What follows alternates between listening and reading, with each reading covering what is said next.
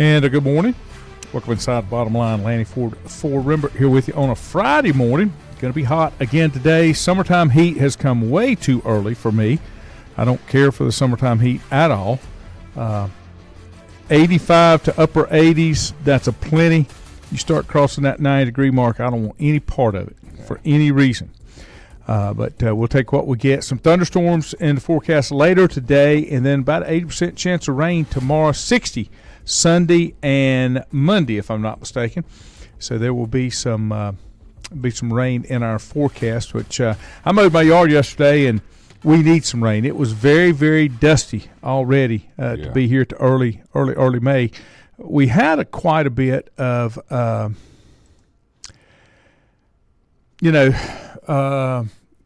guess the rain that we had expected in the spring, but it seemed like it was too much, but we'll see what happens. Let's see. That was unusual. Okay. I just got that because I'm with Caldwell County. Okay. All right. This just came in, so I'm going to hit it first, and I haven't read the article, but the headline grabbed my attention from the Hickory Daily Record. Two reasons. It was about a Lenore Ryan player, and it had NIL in it, but the surprising part, or the part that impressed me that I wanted to make note of, is Lenore Ryan basketball player to use NIL to give back, not for her. So kind of what they're saying is the average NIL deal is just worth over $3,000. That's a tiny fraction, but some student athletes, such as Lenore Ryan basketball player Valerie Vatarthur, I think that's how you pronounce it, would rather use her NIL rights to give back. She was named one of 3 new student athlete advocates for a nonprofit called Tunnel to Towers. Mm-hmm. And so what she's doing, these 10 students will be dedicating their platforms as NCAA athletes to spreading the word about T2T. Yeah, it's a big deal. Yeah. And this organization has been serving families of veterans and first responders for over 2 decades. Yeah, it's 9/11. Yeah, it's a big deal, and that's wonderful. She's doing that. It's wonderful. And so here, here's an example of whether we like it or not, but an example of how NIL money is going to do really good purposes, except just going in somebody's pocket. So I want to make sure that I gave her a shout out. That I thought that was admirable what she's doing. I'm a little surprised that she got NIL money at Lenore Ryan, but I'm not making any kind of judgments on that. But it is great to see what she's doing as far as wanting to give it back. Now, I'm going to ask you a question. I'm going to flip to NFL football right now. Do you know who Jake Plummer is? Yeah, he's cool. Yeah. Okay. Yeah. What else you know about him? Anything? I think he played at Arizona State maybe, and I mean, obviously he was in the NFL. No, he's not yet. But just about. He played at Louisville his senior year. Oh wait, is there not a? Are we talking about? Doesn't he have a dad wasn't there Jake Plummer that played in the NFL? Yeah. That? Yep. I'm sorry, I didn't know which. That's okay. Yeah. That's okay. Jake Plummer. Okay. He was a former. Okay, his name was Jason Stephen Jake Plummer. Mm-hmm. That's who you're thinking about. Yeah. He's quarterback for, I believe, was it? No, it wasn't the Jets. It was the. He was taken by the Broncos. Yeah, Broncos, and I think he played for the Cardinals too, didn't he? It looks like he's kind of been a journeyman a little bit. He played for the Cardinals first, then the Broncos, yeah, sure. and then Tampa Bay in 07. Is this his kid? I'm looking to see. Because I'm not real sure, to be honest with you. Well, it's about that time. He was born in the early 70s. He's close 74. to 90. Yeah, he was born in 74. So, yeah, he's got it. There's a very good chance he's got a kid that's in college. And I was looking down through here to see if I could find that because I just saw it yesterday. Let's see. Now, he played at Arizona State, and he's in their Hall of Fame. Yeah, he should be. He was tremendous. But the what I was getting at was there is a Jake Plummer who has been signed by the Carolina Panthers, okay, as a free agent. He was quarterback at Louisville, and that's somebody you may be finding a diamond in the rough there because he played pretty well at Louisville, and they were able to pick it up. So Maybe I don't think I got that name wrong. Lenny, I was talking to Gary, Andrew too. We had a homeschool middle school game in Asheville yesterday, so we rode up. Jack Plummer, my bad. Jack, yeah. So anyway, but the one thing that we kept going back to was they talk about how fast quarterbacks are coming out of college. It doesn't matter. Mm-hmm. I mean, we're talking about things that matter not, right? It's the ability to distribute the football and to process information at such a high speed and high rate, and being able to recognize, identify, and then execute. Yep. Okay, so all this stuff that they're talking about for the last 3 or 4 months, kind of what Andrew said. Then they spend 3 or 4 months saying why they talked about it and why it didn't work out the way they thought it would, or that it did. When all that matters, it doesn't matter if the quarterback runs a 4.3. Mm-hmm. What matters is the ability to distribute the football in whatever manner that is, and to run the offense relative to what the defense is showing, presenting, or appears to be presenting. How prepared are you if they're just showing you something they're really not going to do?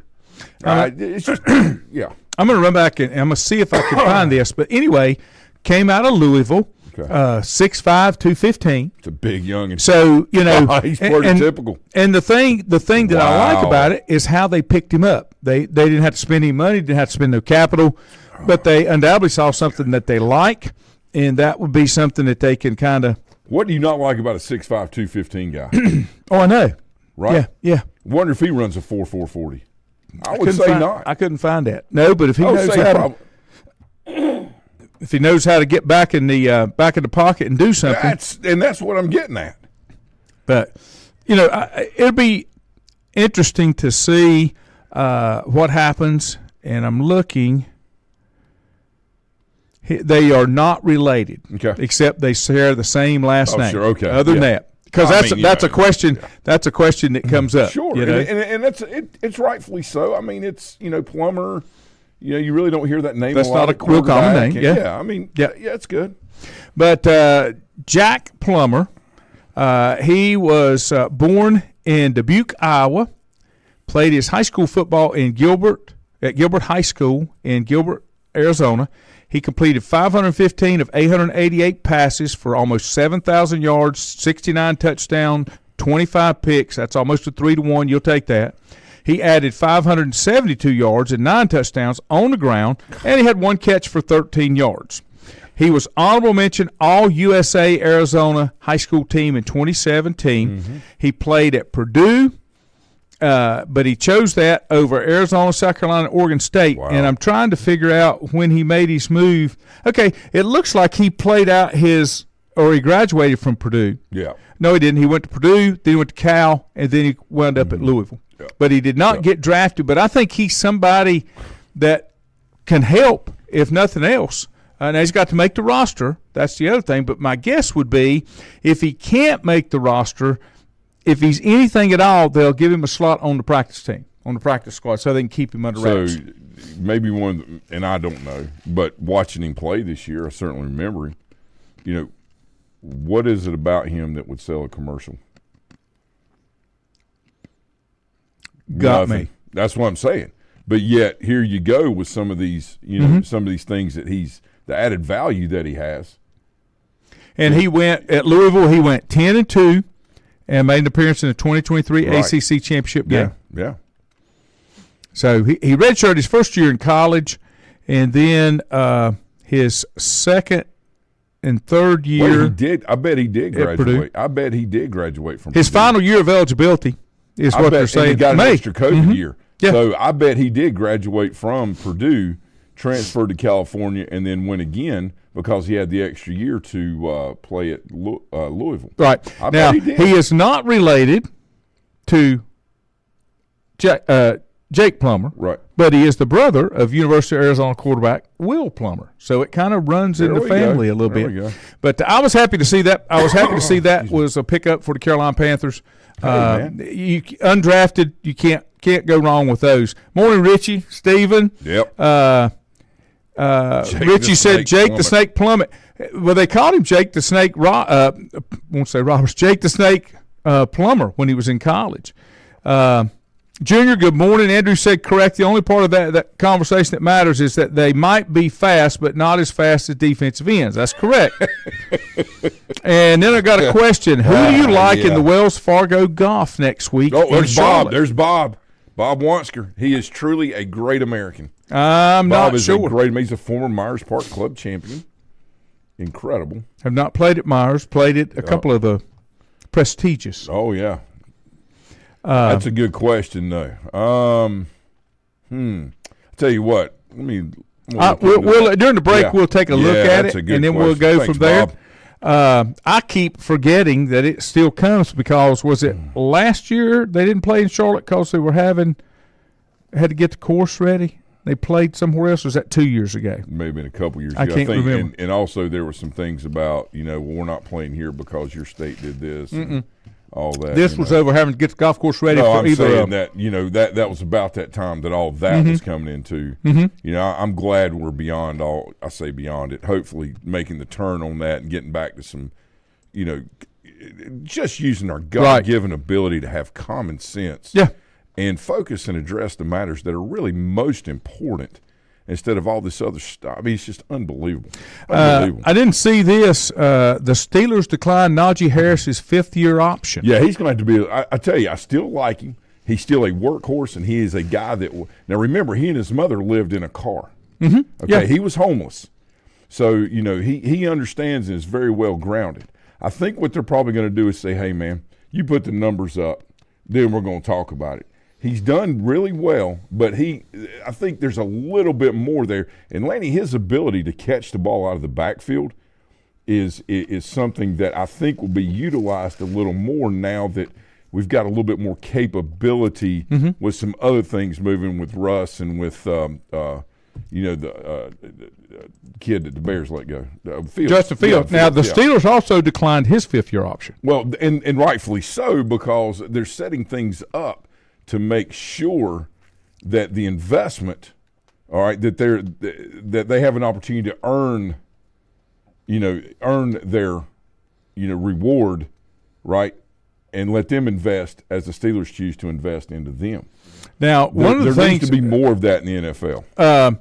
But if he has a good year, you're not going to get it close to what his fifth-year option was, and that's okay. Yeah, that's okay. What it does is it gives him more than 5 years of viability if he has a good year in the NFL, and that's important. Well, the other thing, they turned down fifth-year options with Jarvis Jones, Artie Burns, Terrell Edmonds, and Devin Bush. Yeah. T.J. Watt from the 2017 draft was the last Steeler draft pick to have his fifth-year option picked up. Team also picked up the option for safety Minka Fitzpatrick, who was drafted by the Dolphins. That's a good move on that one. But they have to have him, and they have to have Watt.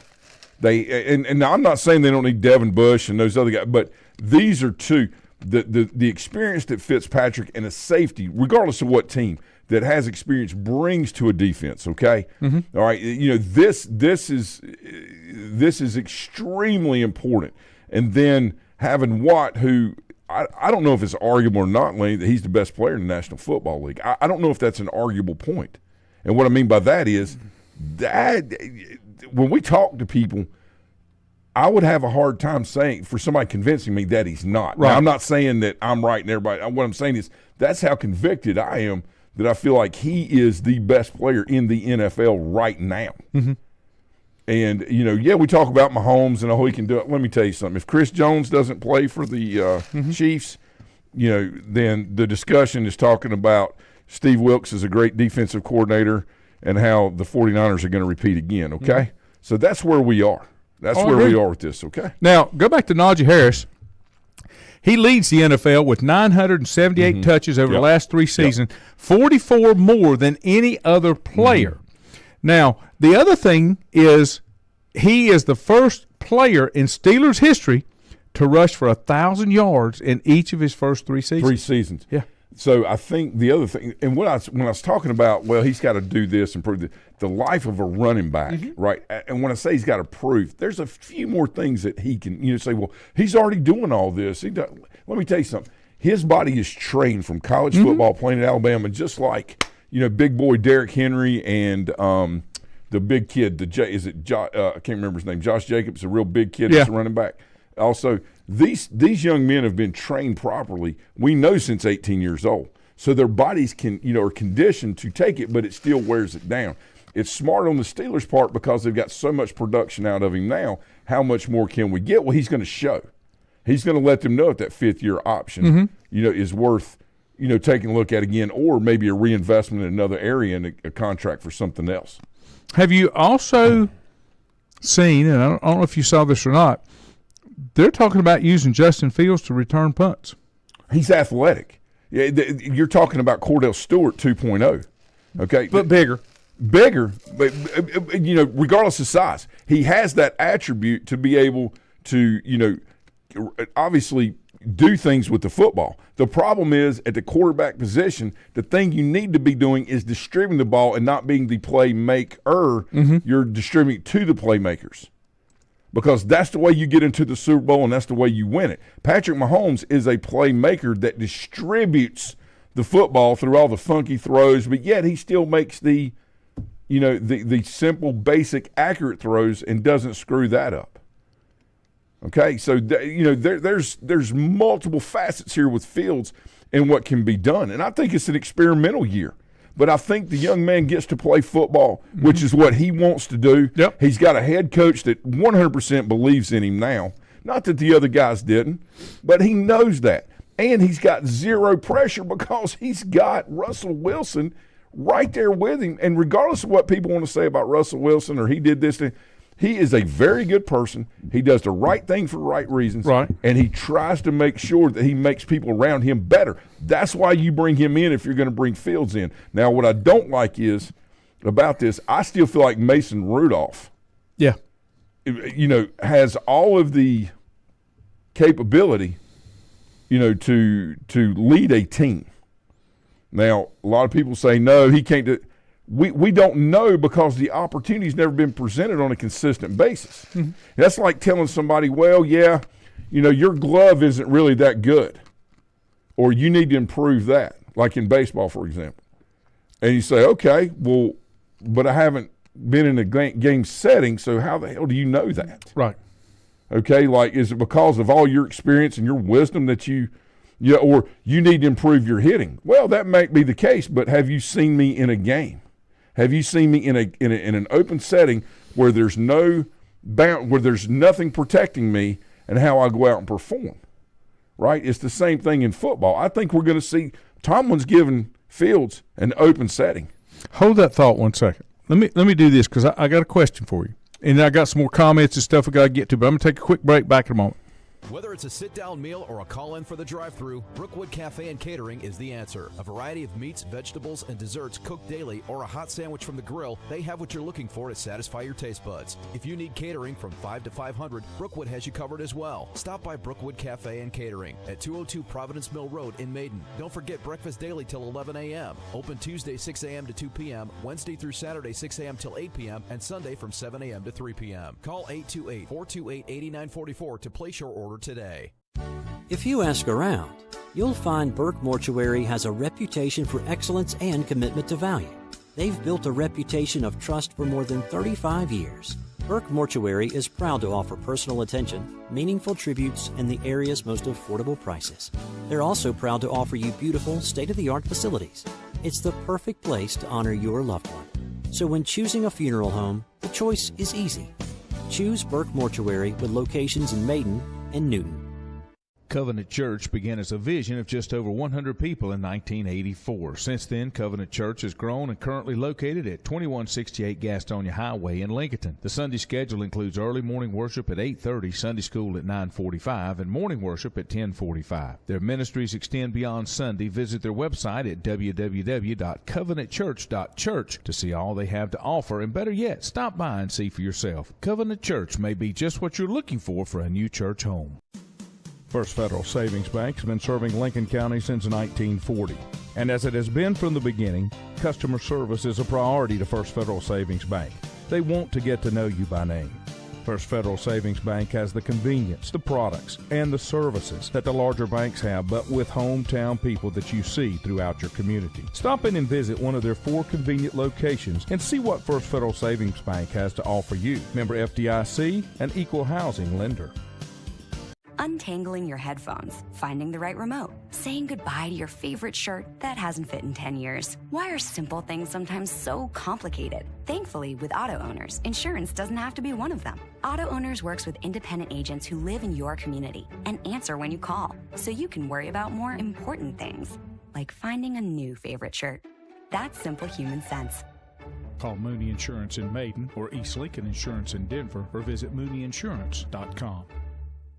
At Stifel Nicholas, we're committed to offering investors personalized investment guidance. We're a full-service organization with departments staffed with professionals that specialize in a wide range of investment opportunities, from the most conservative to the most aggressive. We strive to give each account, regardless of size, careful, individual attention. Call Full Rembert today at 828-624-7300. Stifel Nicholas, member SIPC and the New York Stock Exchange.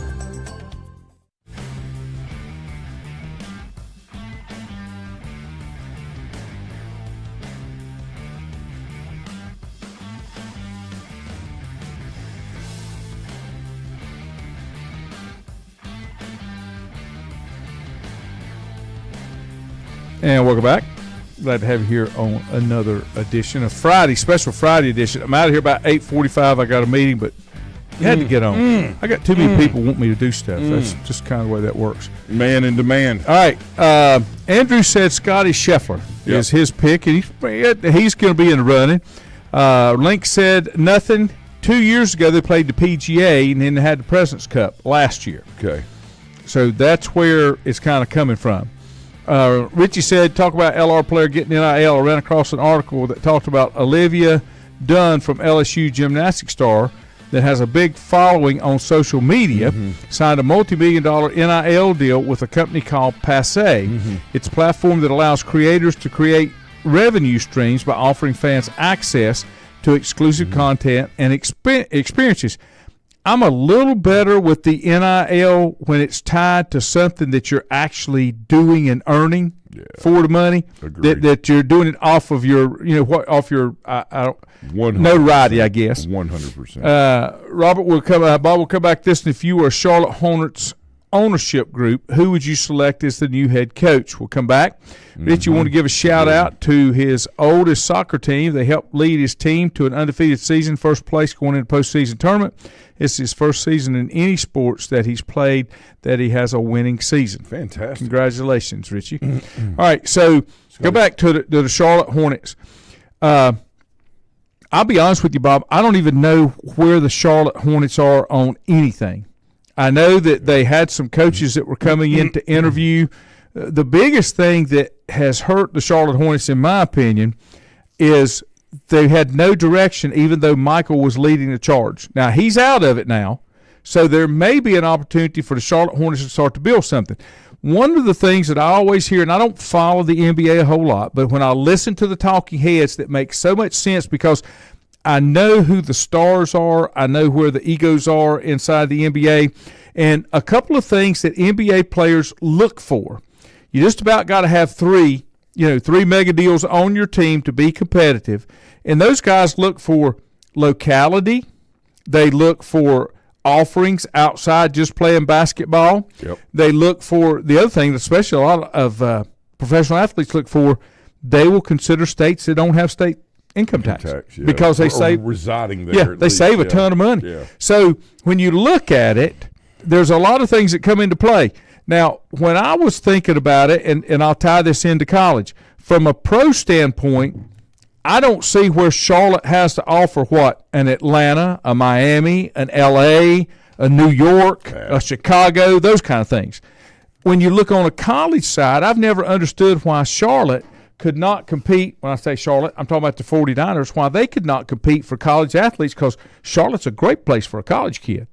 Maybe not for a pro kid, but there's a lot of offerings and stuff, and the weather's conducive. People talk about it all the time. It's hard sometimes for the Minnesota Vikings, the Chicago Bears, which are looking to go to an indoor stadium, Buffalo Bills, those teams to bring talent in, because New England, there's going to be a lot of days you're not going to have good weather to practice and stuff because of the way it works. So I saw that, Richie. The Hornets are interviewing people to coach, to be the coach that doesn't seem to make sense. Not knocking J.J. Redick, but what leads someone to think he would be a good coach?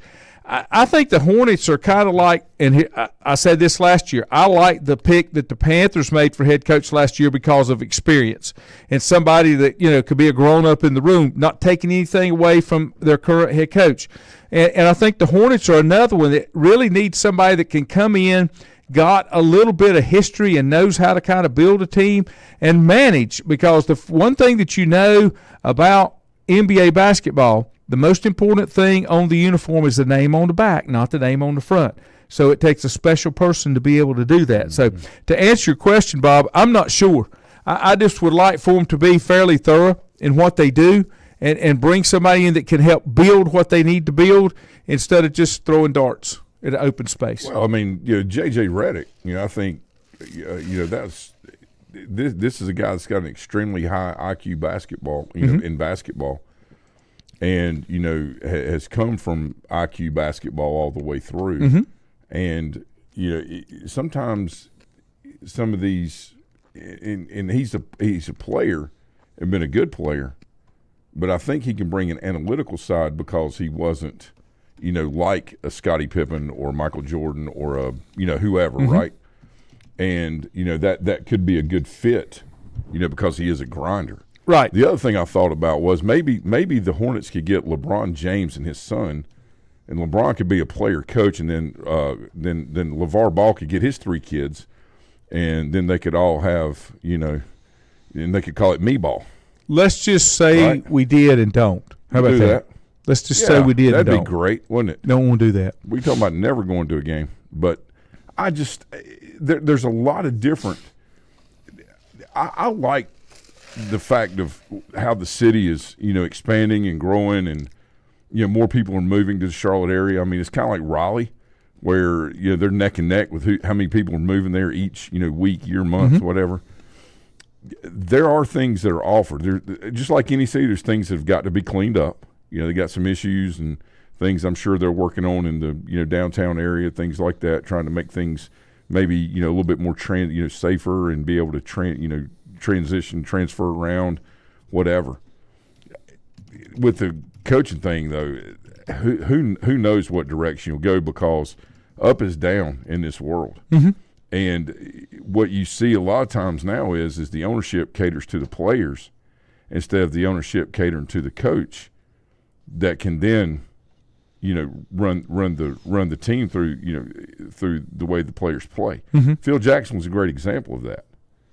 He was a stern coach behind the scenes, but publicly, he was very open in what he did, but the players knew what they were getting out of him. And I think Phil Jackson maybe, even though he was an NBA player, was he a great? Was he? I don't know if you put him in, the Hall of Fame for being a player, but you sure as the world have to for being a coach. Maybe somebody like Redick would. But he has no coaching experience. Well, yeah. Okay. I mean, not even as assistant, never been on the bench. But he's not going to the Celtics or the Lakers. Yeah. He's going to the Hornets. And what about that? He understands the environment. He understands the setting, right? Mm-hmm. He's a guard. There's more things to process as a guard than there are as a forward or center, which I know they don't really have positions anymore. Everybody's a shooting guard now, but there's the same thing could be said about a lot of coaches too, like Mike Krzyzewski and everybody else when they started. Yeah, I'm not saying he's going to be an NBA coaching legend, but if you get people like that have that experience, and it doesn't have to be Redick, it could be somebody else mm-hmm. that gets in there on the ground. He has nowhere to go but up. He's with the Hornets. Well, the other thing that happened that was with the Hornets, and when I was in Charlotte 7-8 years ago, and we were dealing more with the day-to-day sports and operations, and we made a run at trying to become their flagship station on radio. But when you look at the Hornets, the one thing that you have to consider is up until Michael got out, there were not the best basketball decisions made because Michael made sure that he took care of Michael. His inner circle were the ones that were in control, that he knew he could put the thumb down on how he wanted it done. And I don't think it was the best interest of the Hornets. And I asked this question over at their VP at lunch that was over media and that broadcast and that type thing, and he was like the number 3 man on the totem pole. And I said, let me ask you a question. Why does Michael not become more visible as far as the franchise is concerned? And this was to me it was a dumb reason because he controlled this. It was because they didn't have the success that he's used to, and he couldn't run the risk of damaging his brand. That's right. But he was the one controlling whether they were good or not. Michael wanted to pick the players that wanted to be on the team. You can't do that and be serious about it.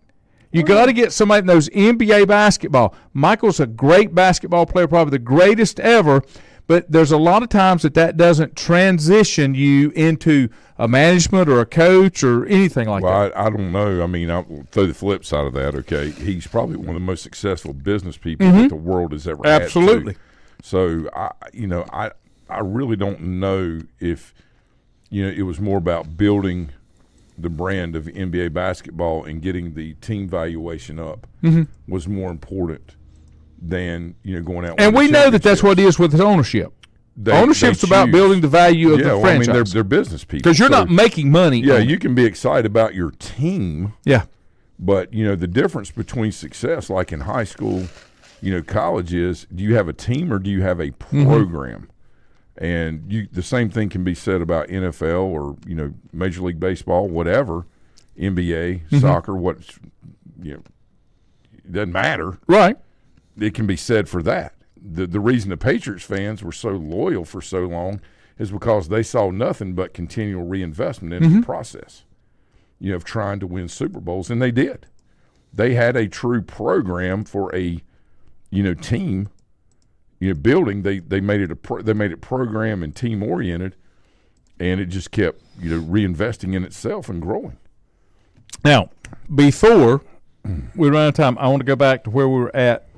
We were talking about NFL players not making it, fifth years not picking up. Yep. I have said all along, and I think you're starting to see it. Once you get through that one contract, you're going to have to be in the top 2% echelon to get long-term contracts anymore. I see NFL teams doing like 2 years. Zeke. Yeah. It's awful. Yeah. You're tied in. It's not – now, if you've got like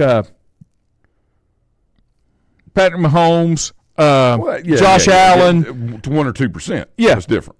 A star receiver, a T.J. Watt. Ben Roethlisberger. Right. You've got some players in certain positions that, barring a catastrophic injury, you can't come close to, trading them out for something. But and I hate to use this word because it's a little disrespectful, the interchangeable pieces. Yeah. There's a lot of those now in other positions that it doesn't make sense for you to tie that kind of money up in them. Well, the UFL is changing the dynamics of pro football, whether people right now maybe see it or not. I watch these players play week in and week out and watch how hard they play. And the Panthers lost one pretty darn good quarterback that could contribute. Yeah. You see him, he's being very successful. Well, that's not the NFL. I get that, but still. But he's got NFL experience right. and experiences, which means that he can perform at a level above what he's playing on now because of the way that he's doing things. And competition is healthy. And I think the NBA is kind of cannibalizing itself with not opening things up a little more and protecting the more veteran older players because of the roster limits or the ability not to bring in so and so, or the other way that they could do this is do what Major League Baseball does. If you're a Division I kid, you either got to be 21 or finish your third year of school. One of those two. Now, the first thing you'll hear somebody say, that's restraint of trade. First of all, no, it's not. No, it's not. But here's the thing that I've always liked the baseball rule, and I want to say hockey does the same thing. Yeah, but they do it only in Division I to II level. They don't do it in junior college. See, that's the difference. They're still considered, below. But what I'm getting at, when you're talking about D1, you do have the option of getting drafted. Most of these kids, a lot of these kids, it may be way down the list, and you may be looking at a not very happy, 1A or a single A, starting career. But the thing that I like about it is they give these kids an option. You pick a route, but depending upon what route you go with, we're either going to develop you through our way, or you're going to go to college for 3 years and develop, because there's no middle ground. And that's the thing that I didn't like about the NFL, and maybe with the UFL, and I don't know what the rules are for playing in the UFL, but if the UFL would allow kids that don't have the college part in their equation, that they go because they've got to try to make it. I don't think it matters anymore about the college part, because it's not a point of emphasis. Because there's, the universities are begging kids, even though, when you see a sign up says, App State chose me. Maybe they're still a popular place, But these other schools, so and so chose me. No, honey, their enrollment's down like 38%. Yeah, you chose them. So, you're in control of the situation. It's not the other way around. And especially when you see them do away. Now, some of them brought back SAT scores because they saw how bad it was not having some type of standard set for, academics. And I'm talking about these academic institutions. But to your point with the athletics, it's no longer about whether this kid's academically oriented or not, because that's not the focus. The focus is on the sport. 100% on the sport, 100% on the player, their rights, their privileges, all of these things. What's happening is you'll see a reversal in this, because things trend and go. And I'm not saying things are wrong now, but you'll see things going back more to duties and responsibilities, because as this generation goes through, the entitlement part of things leads to nothing but, sadness and depression and all this, because when you realize things are what they are and everything's not celebrated, all right, that life, is about achievements, okay, and life's about significance and not success, and trying to be significant in things. That's why all of this, stuff, it just cycles through and goes back to the basics of what are my roles, what are my duties, what are my responsibilities. The things that have foundation basis to them that allow you to grow up and not be happy but be joyful. Right? People talk, I just want you to be happy. I don't. I want you to be joyful, because happy's a temporary emotion, right? I mean, I could be happy walking through this door and say, oh, I'm so glad, which I, am when I come through. But you can look at me and say, you know what, I've decided I don't like you, USOB. Get out of here. That hurt my feelings, because you're one of my dear friends, right? So now all of a sudden, but if I've got joy in my heart, I say, hey, look, Laney may not like me today or for whatever reason, or he may hate me, but you know what? God loves me. I got a lot of good friends. I'm out of here. That's right. That's right. That's the difference. We got to get away from this happiness and celebrating so-and-so with this destination wedding and, halfway across the world that, I mortgaged my life for and borrowed, $50,000 from mom and dad so I can sit there and do wedding toast. I mean, that's all great and dandy and everything, but it's not sustainable long term for, to be joyful and to have things built. So you're going to see a cycle coming back on that. I think you are. And I think you're going to have separation of these really top-tier programs that, as much as they say they're about the school and the athletics, they're about building a national champion, and they've kind of gotten away from it. And then the other ones that say, look, we can't and don't want to compete on that level. We want to do what we've always done, and you're going to have that. I saw this also. Georgia makes Kirby Smart the first $13 million coach. He signed a 10-year, $130 million contract extension. If Nick Saban comes back next year, he'll get $200 million. I don't think Nick. No, I'm not saying he is. I'm saying if he did, congratulations, Kirby. And I love Kirby. I mean, he's like he's incredible. He's awesome. He appears to do it right. And he's a very good person. One of my friends' clients lives down. That's what I'm talking about. That way they go to church with, family and everything, and they say he is just absolutely like the greatest dude ever. You would never know that he was I don't know. It's just a nice story, and I think all the butt chewings he took out and stuff, he understands what it took for him to be where he is, and it's wonderful to see.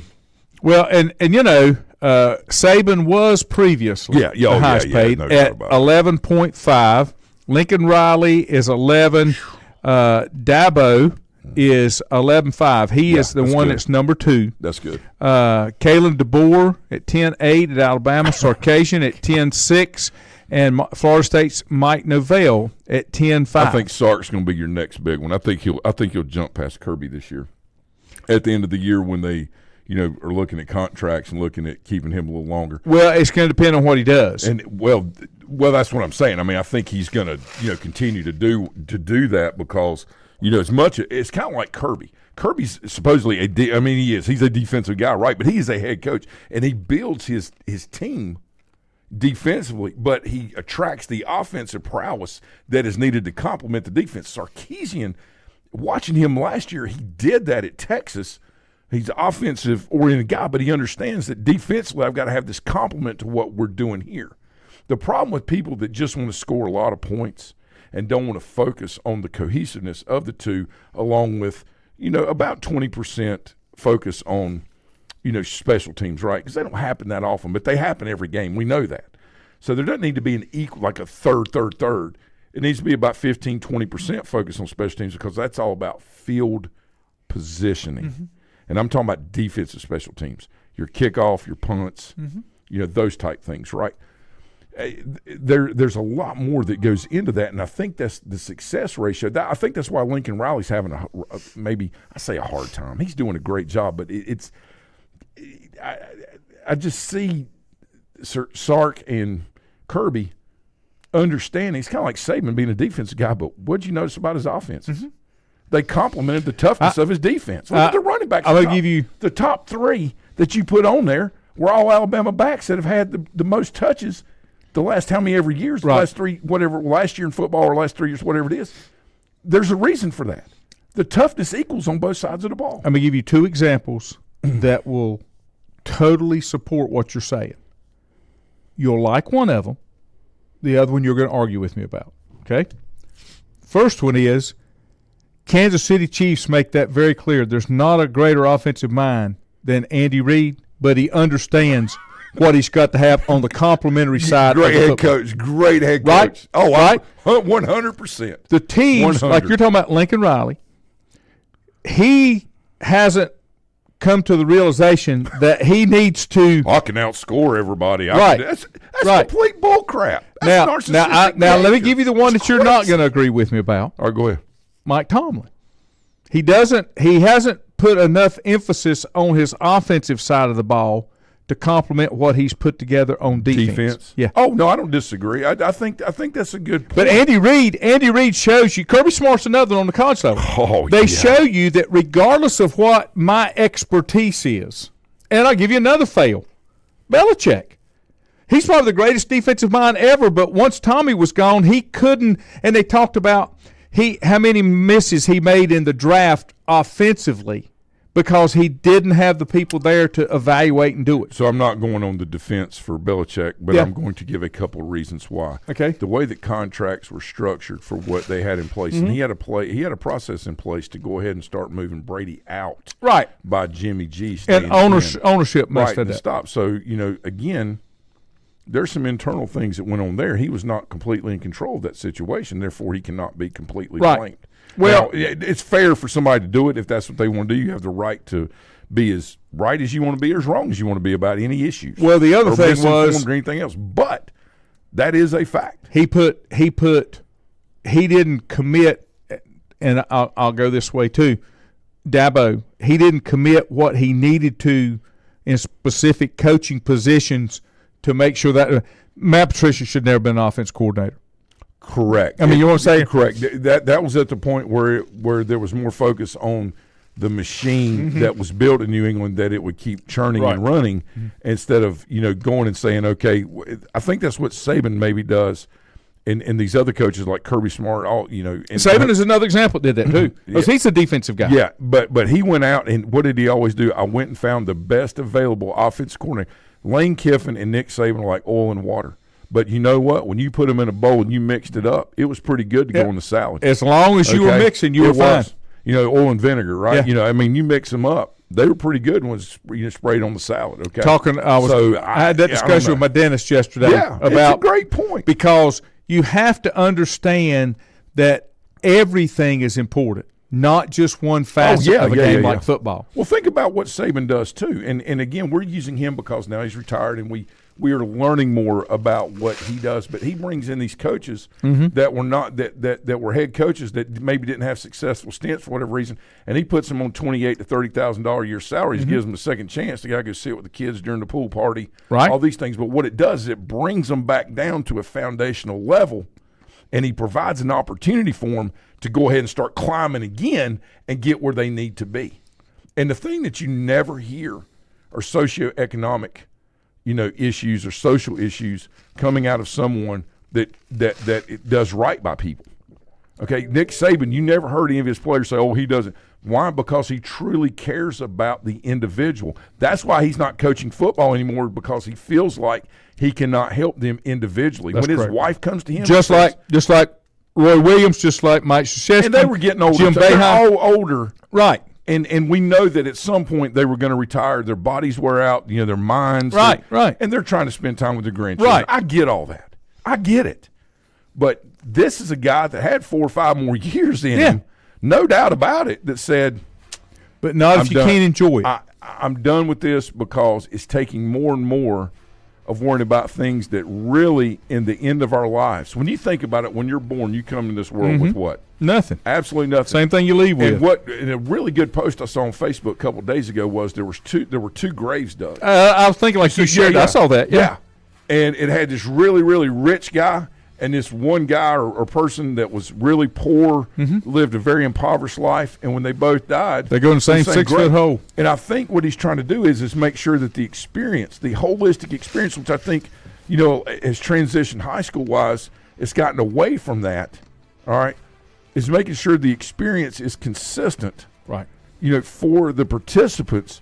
I was sitting in a meeting, one time, and I'm not going to say when it was. It could have been 30 years ago. It could have been whatever, 2 years ago. But there was a coach that said, I don't care if that kid quits or not. We don't need him. He doesn't do anything for us. Immediately, I wanted to leave, okay?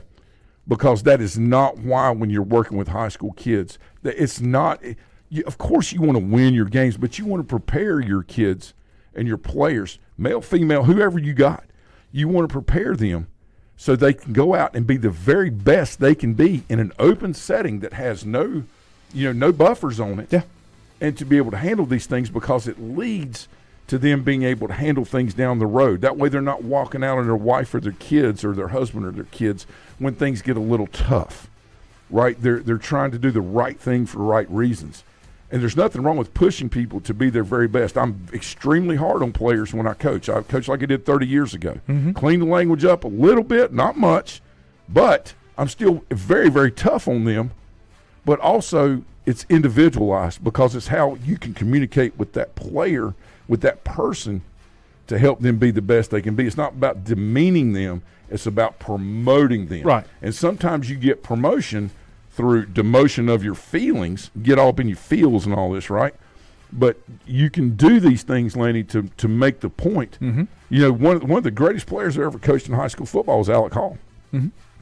And we had a call, we were playing Polk County, and it says on this down and distance, that they're going to send that tight end down the field and try to throw it to the end zone to him. Well, I called a lock call, which means that, Alec, and I don't mind using him out. He's one of my dearest. I love Alec. I'm just using an example.